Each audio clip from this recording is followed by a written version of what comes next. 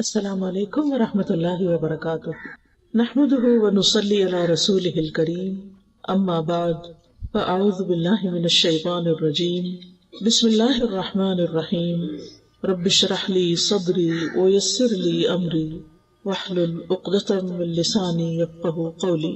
قرآن مجید کی سورۃ الانعام میں اللہ تعالیٰ فرماتے ہیں وَهُوَ الَّذِي يَتَوَفَّاكُم بِاللَّيْلِ وَيَعْلَمُ مَا جَرَحْتُم بِالنَّهَارِ ثم يبعثكم فيه ليقضى أجل مسمى ثم إليه مرجعكم ثم ينبئكم بما كنتم تعملون وهو القاهر فوق عباده ويرسل عليكم حفظا حتى إذا جاء أحدكم الموت توفته رسلنا وهم لا يفرطون ثم ردوا إلى الله مولاهم الحق ألا له الحكم وهو أسرع الحاسبين۔ اور وہی ہے جو رات کو نیند میں تمہاری روح قبض کر لیتا ہے، اور وہ جانتا ہے جو تم دن کے وقت کمائی کرتے ہو، پھر وہ تمہیں اس دن میں اٹھاتا ہے تاکہ وقت مقرر پورا کیا جائے، پھر اسی کی طرف تمہارا لوٹنا ہے، پھر وہ تمہیں بتائے گا جو عمل تم کیا کرتے تھے، اور وہ اپنے بندوں پر غالب ہے، اور وہی تم پر نگہبان فرشتے بھیجتا ہے، یہاں تک کہ جب تم میں سے کسی ایک کو موت آتی ہے تو ہمارے بھیجے ہوئے اسے فوت کرتے ہیں، اور وہ کوئی کوتاہی نہیں کرتے، پھر وہ اللہ کی طرف لوٹائے جاتے ہیں جو ان کا حقیقی مولا ہے۔ خبردار، اسی کے لیے فیصلہ کرنے کا اختیار ہے اور وہ سب سے زیادہ جلد حساب لینے والا ہے۔ ان آیات میں آپ دیکھ رہے ہیں کہ اللہ سبحانہ وتعالیٰ نے پہلے ہر انسان کے سونے اور جاگنے کا ذکر کیا ہے، پھر مرنے اور پھر مر کر جینے کا ذکر ہے۔ تو ہر روز ہم یہ ایکسپیرینس کرتے ہیں، یعنی نبی صلی اللہ علیہ وسلم نے جب لوگوں کو آ کر یہ بتایا کہ تم مرنے کے بعد دوبارہ اٹھائے جاؤ گے تو انہیں یقین نہ آیا۔ انہوں نے کہا کہ یہ کیسے ممکن ہے کہ مرنے کے بعد ہم پھر اٹھائے جائیں، بس مر گئے تو ختم ہو گئے۔ ما ہی الا حیاتنا الدنیا نموت و نحیا، زندگی تو بس دنیا کی زندگی ہے، ہم جیتے ہیں، ہم مرتے ہیں، بس ختم ہو جاتے ہیں۔ تو ان لوگوں کا آخرت پر یقین نہیں تھا، تو ان کو سمجھایا گیا کس چیز سے؟ ہر روز کے سونے اور جاگنے کے عمل سے، کہ کس طرح انسان ہر روز رات کو سو جاتا ہے، اللہ تعالیٰ اس کی ایک روح قبض کرتے ہیں، پھر وہ صبح جاگ اٹھتا ہے۔ تو ایسے ہی ہوگا کہ موت کے بعد انسان سو جائے گا اور پھر قیامت کے دن دوبارہ اٹھے گا۔ جیسے روزانہ سونے کے بعد اٹھنا کچھ مشکل کام نہیں، تو اللہ سبحانہ تعالیٰ کے لیے موت کے بعد کسی کو زندہ کرنا، دوبارہ جگانا، اٹھانا کچھ مشکل کام نہیں، اور یہ کام اللہ سبحانہ تعالیٰ کے لیے بہت آسان ہے۔ اللہ سبحانہ تعالیٰ روزانہ اسی طرح انسانوں کے ساتھ تصرف کرتے ہیں تاکہ وہ اپنی مقررہ مدت پوری کر لیں، یعنی جتنی زندگی ان کی لکھی ہوئی ہے اس دنیا میں، جتنا ان کو رہنا ہے اتنا وہ رہ جائیں، اور پھر جب ان کی مدت پوری ہو جاتی ہے، ان کا وقت ختم ہو جاتا ہے، تو فرشتے آ کر ان کی روح قبض کر لیتے ہیں، اور فرشتے اللہ تعالیٰ کا حکم ماننے میں کچھ بھی دیر نہیں کرتے، ذرا لمحے کے لیے بھی کوتاہی نہیں کرتے، اور جس وقت جس کی موت لکھی ہوتی ہے اس وقت اس کو دنیا سے لے جاتے ہیں، اور پھر اللہ سبحانہ تعالیٰ ہی کی طرف سب کی واپسی ہے۔ اسی لیے جب کوئی فوت ہو جاتا ہے تو ہم کیا کہتے ہیں؟ انا للہ و انا الیہ راجعون، کہ بے شک ہم بھی اللہ کے لیے ہیں اور ہم اسی کی طرف واپس جانے والے ہیں، ہم بھی لوٹ کے جانے والے ہیں، ہم بھی پلٹنے والے ہیں، جہاں سے آئے ہیں وہیں واپس جائیں گے، اور یہ واپسی یقینی ہے۔ تو یہاں پر جو آیت میں لفظ آیا ہے وَهُوَ الَّذِي يَتَوَفَّاكُم بِاللَّيْلِ، وہ جو تمہیں رات کے وقت فوت کر دیتا ہے۔ توفی کا مطلب ہوتا ہے کسی چیز کو پورا لے لینا، تو حقیقت میں اس کا اطلاق موت پر ہوتا ہے، لیکن مجازی معنوں میں نیند کے لیے بھی، کیونکہ نیند جو ہے وہ موت کی بہن ہے، نیند موت سے ملتی جلتی چیز ہے۔ تو اللہ سبحانہ تعالیٰ رات کو نیند کی حالت میں تمہاری جانوں کو لے لیتا ہے، یعنی انسان کے اندر سے ایک روح نکل جاتی ہے۔ اسی لیے آپ دیکھیں کہ بعض اوقات جو خواب ہم دیکھتے ہیں اس میں ہم کسی دوسرے ملک میں ہوتے ہیں، مرے ہوئے انسانوں سے ملاقات کر رہے ہوتے ہیں، بعض اوقات کوئی ہمیں میسج دے رہا ہوتا ہے جو مر چکا ہوتا ہے۔ آج ہی صبح ایک خاتون نے مجھے میسج کیا کہ میرے داماد کی ایکسیڈنٹ میں ڈیتھ ہوئی ہے، اور وہ 4 دفعہ مجھے خواب میں آ کے ایک ہی بات کہتا ہے، اور جب وہ بات کہہ دیتا ہے تو اس کے بعد یکا خوف سے میری آنکھ کھل جاتی ہے۔ تو آپ بتائیں کہ اس کا ہم کریں کیا. تو میں نے کہا کہ پہلے آپ مجھے یہ بتائیں وہ کیا کہتا ہے. کہتے وہ کہتا ہے کہ آپ میری امی سے جا کے کہیں کہ میرے ساتھ ایسا سلوک نہ کریں، میں ان کا بیٹا ہوں، میں انہی کا بیٹا ہوں، اور وہ میرے ساتھ ایسے نہیں کریں. اب کیسے نہیں کرے؟ تو میں نے کہا کہ اس سے تو یہی اشارہ ملتا ہے کہ ماں کسی بات پر اس سے خفا تھی جب وہ فوت ہوا ہے، ناراض تھی، اور شاید اس ناراضگی کا کچھ اثر ابھی تک دل میں باقی ہے. تو ظاہر ہے کہ اگر کوئی شخص فوت ہو جاتا ہے اور اس کی ماں اس سے ناراض ہے تو پھر خیر نہیں، پھر کچھ نہ کچھ آگے اس کی پکڑ ہے. کتنی ہو تو اللہ ہی بہتر جانتا ہے. لہٰذا دنیا میں انسانوں کے ساتھ ہمیں اپنے معاملات صاف کر لینے چاہیے. ہمیں نہیں پتا کہ ہماری موت کب آ جائے گی، ہم کب دنیا سے چلے جائیں گے، اور اس بات سے تو بہت ڈرنا چاہیے کہ ہماری وجہ سے ہماری ماں روئے، ہمارے کسی سلوک پر، ہمارے کسی رویے پر، ہمارے کسی طریقے پر، ہماری کسی عادت پر، تو ماں کو رلانا نہیں چاہیے. ایک مرتبہ نبی صلی اللہ علیہ وسلم کے پاس ایک شخص آیا اور کہنے لگا کہ میں آپ کے ساتھ ہجرت اور جہاد کرنا چاہتا ہوں. آپ نے پوچھا تم نے اپنے ماں باپ کو کس حال میں چھوڑا؟ تو وہ بولا کہ وہ رو رہے تھے، کیونکہ میں ایک ہی تھا ان کی خدمت کرنے کے لیے، تو وہ رو رہے تھے. آپ نے فرمایا تم واپس جاؤ، فَفِيهِمَا فَجَاهِدْ، انہی میں جا کے جہاد کرو، انہیں ان کی خدمت کرو، اور جس طرح تم انہیں رلا کے آئے ہو ایسے ہی جا کر تم انہیں ہنساؤ. تو ہم میں سے ہر ایک کا یہ فرض بنتا ہے کہ وہ اپنے ماں باپ کے ساتھ حسن سلوک کرے اور ماں باپ کو خوش رکھے. اگر کسی بات پر ماں باپ کے ساتھ اختلاف بھی ہو تو بھی اس اختلاف کو جلد ختم کر لینا چاہیے. بعض اوقات ماں باپ ایسی باتیں کہتے ہیں جو ہمیں پسند نہیں ہوتی، یا ایسی بات کہتے ہیں جو ہمارے لیے ماننی بہت مشکل ہوتی ہے، لیکن پھر بھی اس میں آپس میں بات چیت کر کے کوئی نہ کوئی اس کا حل، کوئی نہ کوئی اس کا راستہ ضرور نکالنا چاہیے. اور اس حال میں موت ہرگز نہیں آنی چاہیے کہ ماں باپ ناراض ہوں، وہ دونوں یا کوئی ایک. اور اگر ہم نے نادانی میں ایسا کچھ کر لیا ہے، ہم نے اپنی زندگی میں کوئی ایسے کام کیے کہ جس سے وہ خوش نہیں تھے اور وہ دنیا سے جا چکے ہیں، تو ان کے پیچھے ان کے لیے خوب خوب دعائیں کریں، ان کی بخشش کی دعائیں کریں، ان کی طرف سے صدقہ خیرات کریں، ان کے رشتہ داروں سے حسن سلوک کریں، کیونکہ والدین کے مرنے کے بعد جو ان سے حسن سلوک ہوتا ہے اس کا ایک حصہ یہ ہے کہ زندگی میں وہ جن لوگوں سے محبت کرتے تھے، جن لوگوں کا وہ خیال رکھتے تھے، ان کا خیال رکھا جائے، یعنی ان سے محبت کی جائے، ان کو پوچھا جائے. بعض اوقات تو اپنے بہن بھائیوں کو، رشتہ داروں کو جو مالی لحاظ سے کمزور ہے ان کی کچھ مال سے مدد کرتے تھے، اور اگر اللہ ہمیں توفیق دے تو اپنے والدین کی ان رشتہ داروں کی مالی مدد جاری رکھنی چاہیے. اسی طرح اگر وہ کسی خاص موقع پر کوئی صدقہ خیرات کرتے تھے تو وہ صدقہ خیرات ان کی طرف سے جاری رہنا چاہیے جب تک ہم زندہ ہیں. پھر ہمارے بعد ہماری اولاد تو جو بھی کرے گی، لیکن ہم اپنے والدین کی لیگیسی کو آگے لے کے بڑھنے والے ہوں. حضرت عمر رضی اللہ عنہ کے ایک بیٹے تھے عبداللہ بن عمر، جو نبی صلی اللہ علیہ وسلم کی ہر معاملے میں بہت اتباع کیا کرتے تھے، بہت پیروی کرتے تھے. تو ایک بار وہ حج پہ جا رہے تھے. ان کا طریقہ یہ تھا کہ جب حج پہ جاتے تھے تو اونٹ کے ساتھ ساتھ اپنا گدھا بھی رکھتے تھے. آپ کو معلوم ہے کہ اونٹ کی سواری تھکا دینے والی ہوتی ہے، اور جب وہ اونٹ پر بیٹھے بیٹھے تھک جاتے تھے تو پھر گدھے کو سواری کے لیے استعمال کرتے تھے. اور راستے میں چونکہ مٹی گرد بہت ہوتی تھی تو وہ اپنے سر پہ پگڑی پہنتے تھے. اب وہ جا رہے تھے تو راستے میں ایک بدو ملا، تو اس سے ملاقات کی تو پتہ چلا کہ یہ حضرت عمر کے دوست کا بیٹا ہے. تو انہوں نے اپنا گدھا بھی اور اپنی پگڑی دونوں ان کو دے دی. تو حضرت عبداللہ بن عمر کے ساتھی کہنے لگے کہ آپ نے تو دونوں چیزیں اس کے حوالے کر دی، آپ کا سفر کیسے گزرے گا؟ تو کہنے لگے کہ یہ میرے والد عمر کے دوست کا بیٹا تھا، تو مجھے خیال آیا کہ میں اس کے ساتھ حسن سلوک کروں، کیونکہ اس کا باپ میرے باپ کا دوست تھا. تو ہمارا دین کہاں تک ہمیں خیر خواہی اور خیال رکھنے اور رشتوں کو نبھانے اور تعلقات کو نبھانے کا حکم دیتا ہے. اور یہ صحابہ کرام تھے جن کے دلوں میں دنیا کی محبت نہیں تھی، اپنے لیے کم ہی کچھ بچا کے رکھتے تھے، دینے والے تھے. اور عربوں کے دل تو ویسے بھی بڑے وسیع ہوتے ہیں، اور ایک قدرتی بھی ان کے اندر دینے کا مزاج پایا جاتا ہے.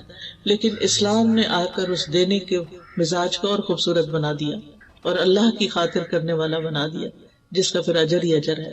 تو بات میں یہ کر رہی تھی کہ بعض اوقات نیند کے وقت انسان خواب میں ایسی ایسی جگہوں پر پہنچ جاتا ہے، حالانکہ فزیکلی وہ بستر پر ہوتا ہے، تو وہ دراصل اس کی روح ہوتی ہے، اور وہ روح سے ملاقات کر سکتی ہے، یعنی گھوم پھر کے، اور پچھلے فوت شدہ لوگوں سے یا زندہ لوگوں سے یا کچھ بھی. تو یہ اللہ تعالیٰ کا ایک ایسا نظام ہے، اللہ تعالیٰ کی قدرت کا ایک ایسا مظہر ہے جسے ہم سب ایکسپیرینس کرتے ہیں، اور اس سے پتہ چلتا ہے کہ اللہ سبحانہ تعالیٰ وہ کام کرتا ہے جو بندے نہیں کر سکتے. یعنی اللہ تعالیٰ اگر روح لے جائے اور واپس نہ کرے تو کوئی بندہ اس روح کو ڈال نہیں سکتا، اور اگر اللہ تعالیٰ کسی کو بچانا چاہے تو کوئی کسی کو مار نہیں سکتا، وہ اس کی حفاظت کے لیے کوئی بھی رستہ نکال دے گا. لہٰذا ہماری زندگیوں میں بہت سی ایسی چیزیں ہو جاتی ہیں جن کے بعد ایک سوالیہ نشان رہ جاتا ہے کہ ایسا کیوں ہوا. تو بات یہ ہے کہ یہ تقدیر کا ایک حصہ تھا، اللہ کا فیصلہ تھا جو پورا ہو گیا. اس کے پیچھے کیا حکمت تھی، کیا بہتری تھی، بعض اوقات ہمیں سمجھ میں نہیں آتا، لیکن اللہ سبحانہ وتعالی ہر چیز کا علم رکھتا ہے.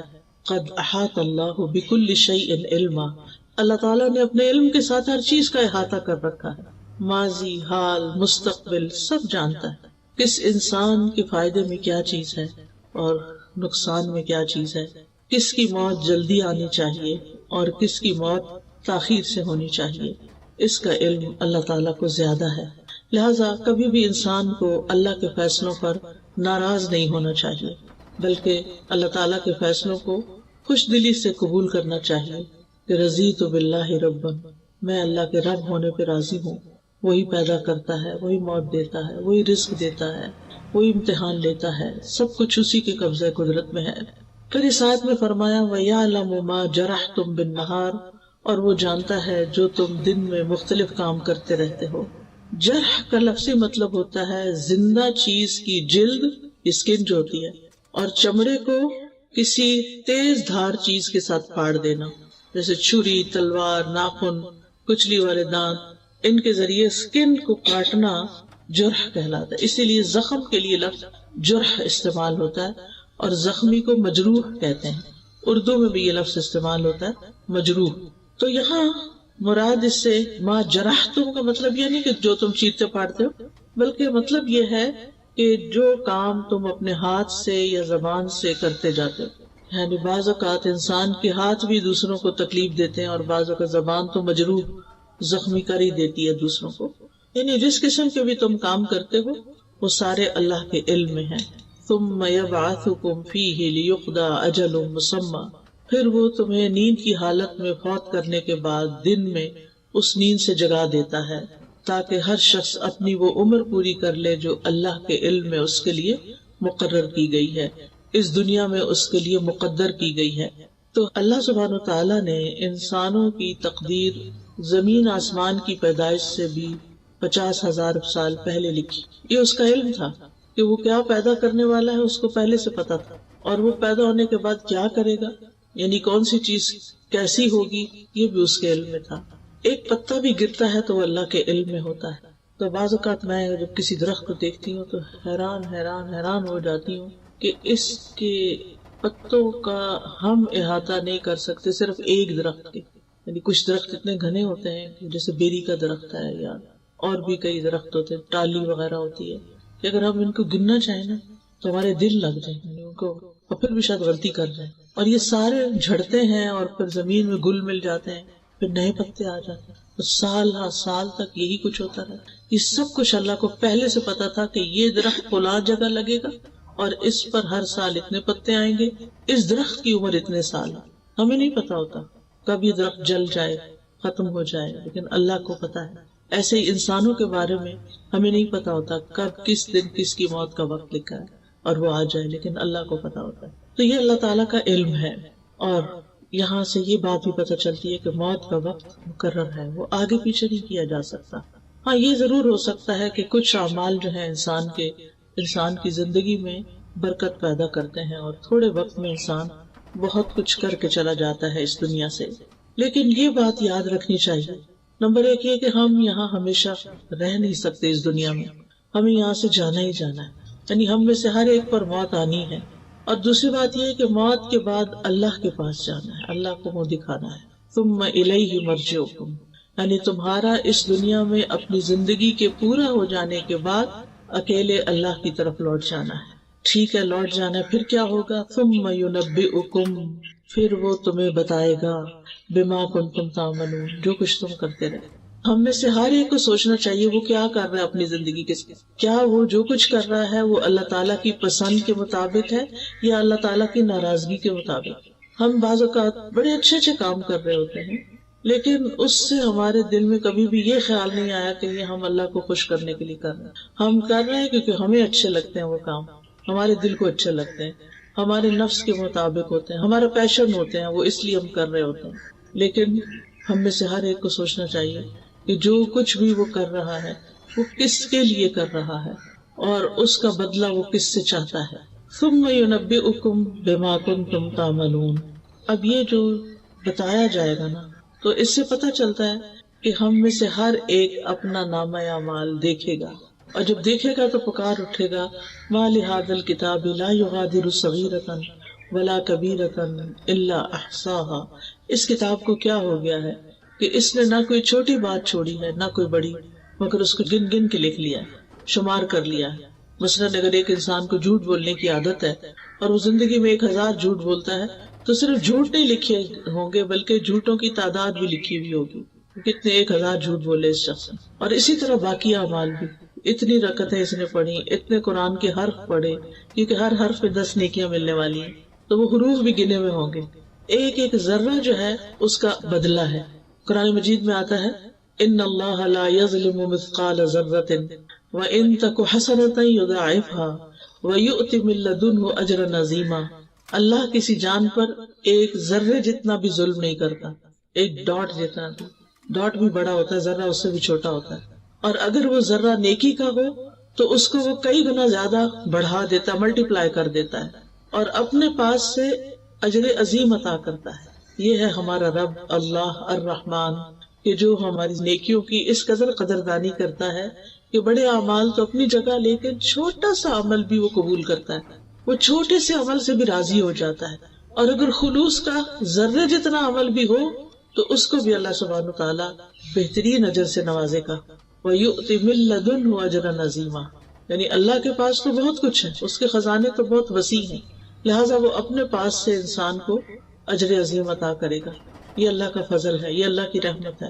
حلال کمائی میں سے ایک لقمہ جو انسان اللہ کے راستے میں خرچ کرتا ہے، اللہ سبحانہ تعالیٰ اس کو اپنے دائیں ہاتھ سے قبول کرتا ہے، دائیں ہاتھ میں لیتا ہے، پھر اس کو بڑھاتا ہے، بڑھاتا ہے، بڑھاتا ہے، حتیٰ کہ ایک لقمہ احد پہاڑ جتنا بڑا ہو جاتا ہے. آپ میں سے کسی نے احد پہاڑ دیکھا ہوگا، تقریباً 12 میل تک اس کی رینج، اور بہت ہیوی قسم کا پہاڑ، بھاری قسم کا. صرف ایک مورسل، ایک لقمہ جو آپ کسی کو کھلا دیتے ہیں. بس شرط یہ ہے کہ اللہ کی خاطر کھلائے، اور شرط یہ ہے کہ حلال کمائی میں سے ہو، کیونکہ ان اللہ طیب لا يقبل الا الطیب. اللہ تعالیٰ پاک ہے اور وہ پاک چیز کے علاوہ قبول ہی نہیں کرتا. یعنی حرام مال کو وہ قبول نہیں کرتا، مشکوک مال کو وہ قبول نہیں کرتا، پاکیزہ مال ہی کو قبول کرتا ہے جو انسان محنت سے کماتا ہے اور پھر محنت سے اپنے دل لگا کے اس کو خرچ کرتا ہے، اپنے دل کی خوشی سے اس کو آگے دیتا ہے. اور پھر صحیفوں میں تو ایک ایک چیز لکھی ہوئی ہے جسے کوئی مٹا نہیں سکتا، اور ہر چھوٹی بڑی بات، کل کبیر و صغیر مستطر، اور چھوٹی سے چھوٹی چیز اور بڑی سے بڑی چیز سطروں میں لکھی ہوئی. مستطر، سطر کہتے ہیں نا لائن کو، یعنی تحریر شدہ ہے، ریکارڈڈ ہے، لکھی ہوئی ہے. اللہ تعالیٰ فرماتے ہیں سورۃ المجادلہ میں احصاہ اللہ ونسوہ، اللہ نے انہیں گن گن کر رکھا ہے جبکہ وہ اسے بھول چکے. انسان اپنے اعمال کر کے بھول جاتا ہے، زبان سے باتیں نکال کے بھول جاتا ہے، اپنے رویوں کو فراموش کر دیتا ہے، لیکن اللہ سبحانہ وتعالیٰ اس کو نہیں بھولتا. وَهُوَ الْقَاهِرُ فَوْقَ عِبَادِهِ، اور وہ اپنے بندوں کے اوپر غالب ہے، قاہر ہے. امام راضی کہتے ہیں اس قہر کے کئی معنی ہیں. ایک معنی ہے کہ اللہ تعالیٰ اس طرح غالب ہے کہ ایک چیز کو عدم سے وجود میں لے آتا ہے، یعنی he makes something out of nothing. تو عدم سے وجود میں لانے والا صرف وہ ہے. ہم انسان جو کچھ بناتے ہیں وہ اللہ کے بنائے ہوئے چیزوں کو مولڈ کرتے رہتے ہیں، اسی کو ڈھالتے ہیں، مختلف شکلوں میں ان کو بنا لیتے ہیں، اپنے پاس سے کچھ نہیں کر سکتے. کہ کوئی چیز سرے سے ہے ہی نہیں اور ہم اس کو ایجاد کر لیں. دوسرا یہ ہے کہ جو چیزیں موجود ہیں ان کو وہ فنا کرنے پر بھی غالب ہے، یعنی نہیں تو بنانے پہ قادر ہے، اور ہے تو اس کو ملیامیٹ کرنے پر بھی قادر ہے. اور پھر تیسری چیز یہ ہے کہ متضاد چیزوں کو پیدا کرتا ہے، یعنی رات اور دن اور اسی طرح بہت ساری چیزیں. اور چوتھی بات یہ کہ وہ اپنے فیصلوں کو نافذ کرنے پہ قادر ہے، یعنی جو اس نے ڈیسائیڈ کیا ہو وہ اس کو کر لیتا ہے. یعنی انما امرہ اذا اراد شیئا ان یقول له کن فیکون، اس کو صرف کن کہنے کی ضرورت ہوتی ہے. 4 چیزوں کو اس نے اپنے ہاتھ سے بنایا، باقی سب کن کہہ کے بنایا. وہ 4 چیزیں کون سی ہیں؟ قلم، آدم علیہ السلام، جنت عدن اور عرش الہی، اور باقی چیزیں کن کہہ کے. ان 4 چیزوں کو اللہ نے بڑی عزت بخشی ہے. قلم کو عزت دی ہے، عرش کو عزت دی ہے، آدم علیہ السلام کو عزت دی ہے، اور جنت عدن کو عزت دی ہے. پھر فرمایا وَيُرْسِلُ عَلَيْكُمْ حَفَظًا، وہ تم پر نگران بھیجتا ہے، یعنی فرشتے. حفاظت کے فرشتوں کی 2 قسمیں ہیں. ایک وہ ہیں جو ہمارے جسم کی حفاظت پر مامور ہیں، بدن کی حفاظت کرتے ہیں اور اس کو گھیرے ہوئے ہوتے ہیں، اس سے شیطان کی تکلیفوں کو دور کرتے ہیں. سورۃ الرعد میں آتا ہے لَهُ مُعَقِّبَاتٌ مِّن بَيْنِ يَدَيْهِ وَمِن خَلْفِهِ يَحْفَظُونَهُ مِنْ أَمْرِ اللَّهِ، اس کے لیے اس کے سامنے سے اور اس کے پیچھے سے پہرے دار مقرر ہیں جو اللہ کے حکم سے اس کی حفاظت کرتے ہیں. يَحْفَظُونَهُ مِنْ أَمْرِ اللَّهِ، یعنی من امر اللہ سے مراد بِأَمْرِ اللَّهِ، اللہ کے حکم کے ساتھ. دوسرے وہ فرشتے ہیں جو انسان کے اعمال کی حفاظت پر مامور ہیں، یعنی جو ایک ایک حرکت اور ایک ایک کام پر نگاہ رکھتے ہیں اور ہر ایکشن، ہر چیز کا پورا ریکارڈ مینٹین کر رہے ہیں. جیسا کہ اللہ تعالیٰ فرماتے ہیں ام یحسبون انا لا نسمع سرهم ونجواهم بلا ورسلنا لدیہم یکتبون، کیا وہ سمجھتے ہیں کہ ہم ان کے راز اور ان کی سرگوشیاں نہیں سنتے؟ یعنی یہ جو چھپ چھپ کے باتیں کرتے ہیں ہمیں نہیں پتا؟ کیوں نہیں، ہمارے بھیجے ہوئے فرشتے ان کے پاس ہی لکھتے رہتے ہیں. ہم سمجھتے کوئی نہیں سن رہا، ہم دائیں دیکھتے ہیں، بائیں دیکھتے ہیں، اوپر نیچے دیکھتے ہیں، کوئی نہیں اب بات کر لو. نہیں، فرشتے تو کہیں نہیں جاتے، وہ تو ادھر بیٹھے ہوتے ہیں. آپ شروع کرتے ہیں لکھ کے یا بول کے یا وسپر کر کے، وہ ساتھ ہی لکھنا شروع کر دیتے ہیں اور ریکارڈ کر لیتے ہیں. لہذا انسان کہیں بھی محفوظ نہیں ہے کہ وہ کہیں چھپ جائے یا اللہ سے بھاگ جائے. بھاگ کے دکھائے نہیں بھاگ سکتے، جانا تو اسی کے پاس ہے. کوئی موت سے نہیں بھاگ سکتا، کوئی اللہ تعالیٰ کے حضور حاضر ہونے سے نہیں بھاگ سکتا. جو بھاگے گا اس کو پکڑ کر اللہ کے حضور حاضر کر دیا جائے گا. اور ان فرشتوں کو حافظین بھی کہا گیا ہے، وَإِنَّ عَلَيْكُمْ لَحَافِظِينَ كِرَامًا كَاتِبِينَ يَعْلَمُونَ مَا تَفْعَلُونَ، اور بے شک تم پر یقیناً نگران مقرر ہیں جو معزز لکھنے والے ہیں، وہ جانتے ہیں جو کچھ تم کرتے، ان کو سب پتا ہے، تمہارے کھلے چھپے ہر چیز کا انہیں علم ہے. اب سوال یہ پیدا ہوتا ہے کہ اللہ تعالیٰ نے فرشتوں کے ذریعے نامہ اعمال کیوں لکھوایا ہے؟ یعنی اللہ تعالیٰ کو اگر خود ہی پتا ہے تو پھر فرشتوں سے کیوں لکھوایا ہے؟ اس میں بندوں کے لیے شفقت اور نرمی ہے، کیونکہ جب ان کو پتا ہوگا کہ اللہ تعالیٰ خود نگرانی کر رہا ہے، اور پھر یہ کہ فرشتے بھی لکھ رہے ہیں اور ان کا نامہ اعمال تیار کر رہے ہیں، اور یہ نامہ اعمال قیامت کے دن سب لوگوں کے سامنے انہیں پیش کیا جائے گا، یا دائیں ہاتھ میں دیا جائے گا یا بائیں ہاتھ میں دیا جائے گا. تو یہ اللہ تعالیٰ کی مہربانی ہے کہ پہلے سے ہی بتا دیا گیا ہے، اور اس طرح وہ اپنے اس نامہ اعمال کی حفاظت کرتے ہیں کہ یہ سب کے سامنے آ جائے گا تو اس کی بہت سخت شرمندگی ہوگی. تو مجھے اپنے ظاہر اور باطن کو ایک کر لینا چاہیے. یہ نہیں کہ میرے 2 روپ ہوں، ڈبل فیس ہو، میں لوگوں کے سامنے کچھ ہوں، میں تنہائی میں کچھ ہوں، میں اپنوں میں کچھ اور ہوں اور کسی اور کے سامنے اور ہوں، اپنے گھر میں کچھ اور ہوں اور باہر کچھ اور ہوں. نہیں، انسان ہی رہے اور لوگوں سے زیادہ اپنے رب سے ڈرنے والا ہو. پھر فرمایا حتی اذا جاء احدکم الموت توفته رسلنا، یہاں تک کہ جب ان میں سے کسی کی موت کا وقت آ جاتا ہے تو ہمارے فرشتے جو اس سلسلے میں مقرر ہیں وہ اس کو پورا لے لیتے ہیں. یعنی یہ جو کرامن کاتبین ہیں یہ زندگی کی مدت ختم ہونے تک بس حفاظت کرتے ہیں، اور جب مدت ختم ہو جاتی ہے تو دوسرے فرشتے آ جاتے ہیں، ڈیوٹی چینج ہو جاتی ہے.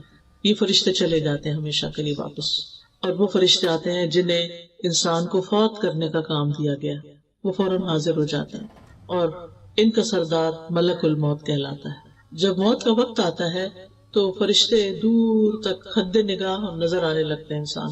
آپ نے دیکھا ہوگا کہ کئی مریض یہ بھی کہتے ہیں کہ بہت لوگ آ گئے ہیں، جگہ بناؤ، کھڑکی کھول دو، دروازہ کھول دو، پیچھے ہٹ جاؤ، جگہ بناؤ، یہ اکثر سننے کو ملتا ہے، یعنی مرنے والا اس طرح کی باتیں کر رہا ہوتا ہے۔ تو مومن کی روح جب فرشتے لینے آتے ہیں تو حد نگاہ تک فرشتے، اور وہ نورانی چہروں والے ہوتے ہیں، خوبصورت فرشتے ہوتے ہیں، جس کی وجہ سے میت کو ایک اطمینان ہو جاتا ہے۔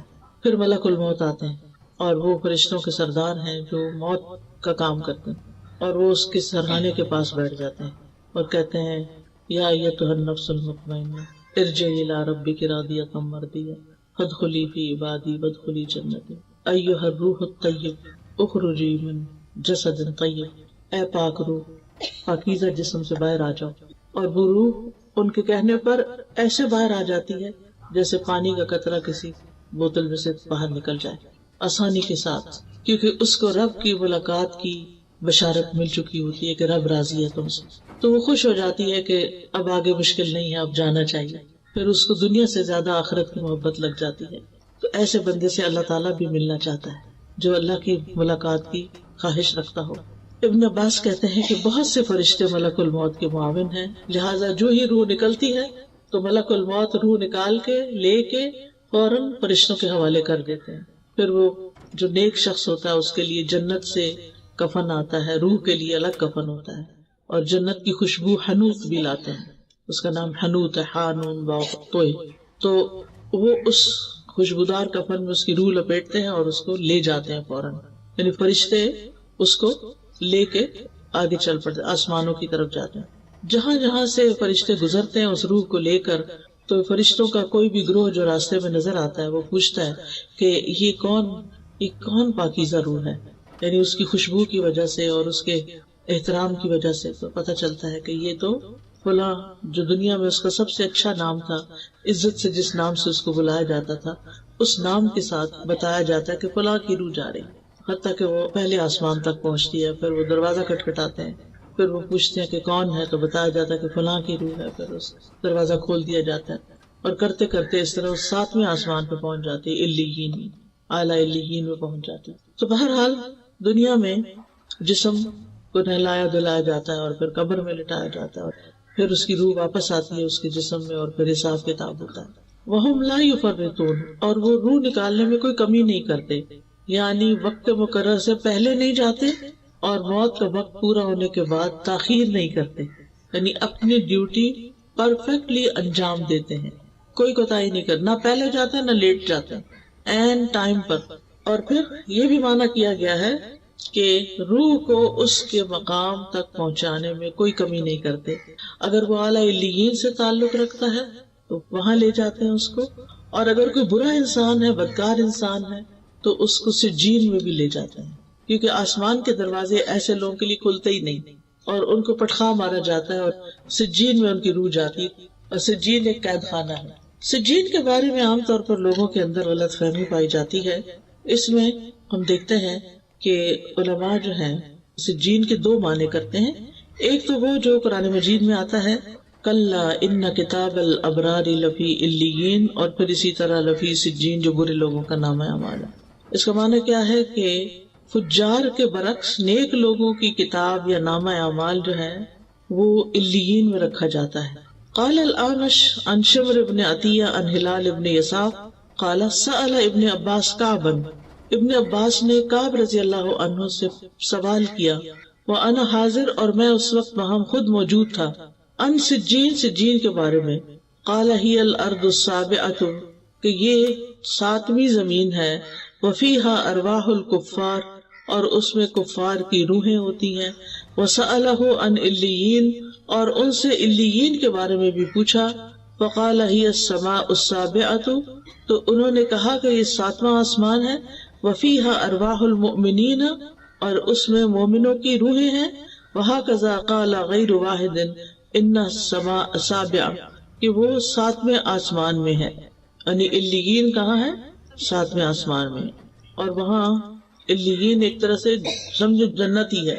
اب وہاں پر پہنچ کر ثم ردوا الی اللہ مولاہم الحق، پھر وہ اپنے حقیقی مولا، سچے مولا، اصل مولا یعنی اللہ سبحانہ وتعالیٰ کی طرف لوٹا دیے جاتے ہیں۔ کیوں؟ تاکہ ان کا حساب لیا جائے، تاکہ وہ قیامت کے دن جزا سزا پا سکیں۔ مولا جو ہے اس کا معنی ہوتا ہے جو لوگوں کے سارے امور اور معاملات کا ذمہ دار ہوتا ہے، یعنی جو گھر والوں کو ان کے کاموں میں اسسٹ کر رہا ہوتا ہے. تو حقیقی مولا جو ہے وہ اللہ سبحانہ تعالیٰ ہی ہے. الا لہ الحکم وہو اسرع الحاسبین، خبردار حکم اسی کے لیے ہے اور وہ سب سے جلد حساب لینے والا ہے. یعنی ساری مخلوق کو یک بارگی اٹھا کے سب سے اکٹھا حساب بھی لے سکتا ہے، اس کے لیے کچھ مشکل نہیں. تو ان آیات سے یہ پتہ چلتا ہے کہ اللہ تعالیٰ اپنی تمام مخلوقات کی حرکات و سکنات کا احاطہ کیے ہوئے ہے. پھر یہ کہ سونا اور جاگنا اللہ کی بنائی ہوئی آخرت کی یاد دلاتا ہے اور یہ یاد آنی چاہیے. پھر یہ کہ ہمیں موت کی تیاری کرنی چاہیے، موت کو یاد رکھنا چاہیے. ہر نماز میں اپنی موت کو یاد رکھیں، اس سے نماز میں خشوع و خضوع آئے گا. پھر موت کی حقیقت پہچاننے کے لیے دوسری مصیبتیں ہلکی ہو جاتی ہیں، اور کسی کی موت کی خبر سن کے اپنی موت کے بارے میں ضرور سوچیں. یہ نہ سوچیں کہ ہمارا تو اس سے تعلق کوئی نہیں، وہ تو دوسرا خاندان ہے اور اس کو کووڈ-19 کی ویکسین سوٹ نہیں کی، لہٰذا اس پر تو یہ مسئلہ ہو گیا اور ایسے فوت ہو گیا، تو ہماری تو ابھی نہیں باری. نہیں، کسی کو نہیں پتا کون لائن کے کس نمبر پر ہے. اور پھر یہ ہے کہ موت کو ناپسند نہیں کرنا چاہیے بلکہ اچھے کام کرنا چاہیے، تاکہ موت کے وقت جو ہماری زندگی ہے وہ خوبصورت ہو. کیونکہ ہر ایک نے مرنا ہے، موت کا فرشتہ بھی مقرر ہے، موت سے فرار ممکن نہیں، موت سے کوئی بھی بچنے والا نہیں. یعنی کوئی یہ نہیں کہہ سکتا کہ میں بچ جاؤں گا، بھلا میں نے دوائی ایجاد کر لیا اور وہ کھا لوں گا اور کبھی موت نہیں آئے گی مجھ پر، ایسا نہیں ہو سکتا. پھر یہ کہ موت کا وقت اور جگہ بھی مقرر ہے. پھر یہ بھی یاد رکھنا چاہیے کہ موت کی سختیاں بھی ہیں. کلا اذا بلغت التراقی وقیل من راق وظن انہ الفراق والتفت الساق بالساق. ہرگز نہیں، وہ وقت یاد کرو جب جان ہنسلیوں تک پہنچ جائے گی اور کہا جائے گا ہے کوئی دم کرنے والا، دم جھاڑ کرنے والا، اور وہ یقین کر لے گا کہ یقیناً جدائی کا وقت آ گیا ہے. پنڈلی پنڈلی کے ساتھ لپٹ جائے گی، اس دن تیرے رب ہی کی طرف روانگی کا وقت ہے. انبیاء علیہ السلام کو بھی موت کی شدت محسوس ہوئی تھی. اب یہ ہے کہ اگر کوئی اپنے قریبی لوگوں میں سے فوت ہو جائے تو کیا کرنا چاہیے؟ خبر سنتے ہی پہلے الفاظ انا للہ و انا الیہ راجعون پڑھنے چاہیے. پھر اس شخص کے لیے دعا کرنی چاہیے، لواحقین کے لیے دعا کرنی چاہیے. زبان سے رب کو راضی کرنے والے کلمات ہی کہنے چاہیے. یعنی ایسی باتیں نہیں کرنی چاہیے کہ جس سے اللہ تعالیٰ ناراض ہو. اللہ کی ناراضگی کے جملے نہیں بولتے. اللہ سبحانہ تعالیٰ کی تعریف کرنی چاہیے، صبر کرنا چاہیے. حدیث میں آتا ہے کہ صدمے کی پہلی چوٹ پر صبر کرنا، یعنی اصل صبر کیا ہے؟ جب چوٹ لگے تو اس وقت صبر کرے انسان. یعنی کہ پہلے رونا دھونا مچا لے، چیخ چلا لے، پھر بعد میں کہ میں نے اب صبر کر لیا، وہ تو سب کو ہی آ جاتا ہے. یہ یاد رکھنا چاہیے کہ صبر کرنے سے اجر مل جائے گا. انما یوفی الصابرون اجرہم بغیر حساب. اور بے صبری کرنے سے کچھ بھی نہیں ملے گا، بلکہ اگر بے صبری میں اللہ تعالیٰ کی ناراضگی کے کلمات منہ سے نکل گئے تو الٹا شامت آ جائے گی. پھر یہ کہ ایک دوسرے کو صبر کی تلقین کرنی چاہیے. غم کے موقع پہ جزا فضا نہیں کرنی چاہیے، نوحہ نہیں کرنا چاہیے. پھر میت کے پاس خیر والے کلمات بولیں، اس کی خوبیوں کا ذکر کریں، اس کی اچھی صفات کا ذکر کریں، کیونکہ وہ اس کے حق میں لکھے جاتے ہیں. اور اگر اس کے بارے میں بری باتیں کی جائے تو وہ بھی لکھی جاتی ہیں جن پر اس کو سزا ہو سکتی ہے. پھر جلد کفنانے دفنانے کا انتظام کرنا چاہیے. میت کے اوپر اگر قرض ہو پہلے اس کا قرض ادا کر دیا جائے. پھر قریبی رشتہ داروں کو میت کا غسل دینا چاہیے، بیری کے پانی سے. سفید اور اچھا کفن پہنانا چاہیے، ریشمی نہیں، کاٹن کا ہو. پھر جو میت کو کفن پہنائے اللہ سبحانہ تعالیٰ اسے قیامت کے دن سندس کا لباس پہنائے گا. جو خرچہ کرے گا وہ پہنائے گا اپنی طرف سے. پھر یہ کہ عورتوں کو جنازے کے ساتھ نہیں جانا چاہیے. پھر دفنانے کے بعد رک کے میت کی بخشش کی دعا کرنی چاہیے. اور رشتہ داروں کو تو بعد میں ہر روز خود اپنی نمازوں کے بعد دعا کر لینی چاہیے، کیونکہ میت کو سب سے زیادہ بخشش کی دعا چاہیے ہوتی ہے. حدیث میں آتا ہے نبی صلی اللہ علیہ وسلم جب میت کو دفن کر کے فارغ ہو جاتے تو اس کی قبر پر رکتے اور فرماتے اپنے بھائی کے لیے استغفار کرو. پھر اولاد کی دعا جو ہے وہ والد کے حق میں قبول ہوتی ہے. اولاد کی دعا میت کی یعنی اپنے والدین کی درجات کی بلندی کا باعث بھی ہوتی ہے. 3 اعمال کے علاوہ باقی اعمال کے سلسلے ختم ہو جاتے ہیں. صدقہ جاریہ، یا وہ علم جس سے نفع اٹھایا جا رہا ہے، یا وہ نیک اولاد جو اس کے لیے پیچھے سے دعائیں کرے، بس. پھر خیر کا کوئی کام بھی اس کی طرف سے کیا جائے گا تو اس کو ثواب ملے گا انشاءاللہ. پھر میت کی طرف سے صدقہ بھی کرنا چاہیے. اس میں حضرت عائشہ سے روایت ہے کہ ایک آدمی نے پوچھا کہ میری ماں صدقہ کرنا بہت پسند کرتی تھی، اگر میں اس کی طرف سے کروں تو کیا مجھے فائدہ ہوگا؟ تو آپ نے فرمایا ہاں۔ ابن عباس کہتے ہیں کہ سعد بن عبادہ کی والدہ ان کی غیر موجودگی میں فوت ہوگی۔ انہوں نے عرض کیا اللہ کے رسول صلی اللہ علیہ وسلم